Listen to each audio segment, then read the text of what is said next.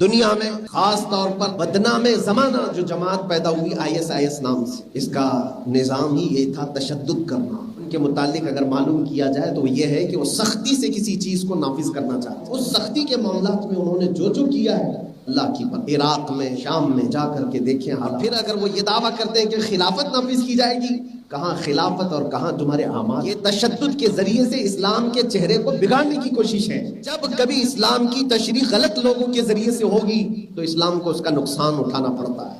یہ جو آج معاملات دہشت گردانہ حملوں کے ہم اپنے ملک میں بھی دیکھ رہے ہیں اور دوسری جگہوں پر بھی دیکھ رہے ہیں، مسلمان بن کر کے اگر کوئی اس طرح کے حالات کرتا ہے، اسلام کے اوپر دھبا لگاتا۔ اسلام نے اس چیز کا آرڈر دیا ہے کبھی تمہیں؟ اسلام نے تمہیں حکم دیا ہے کہ اٹھاؤ تلوار اور جہاں پاؤ مارو؟ اللہ تبارک و تعالیٰ کے اس کلام پاک کو بغیر پڑھا ہوا آدمی جب اسلام کی تشریح کرنے آتا ہے تب اس طرح کا نظام درہم برہم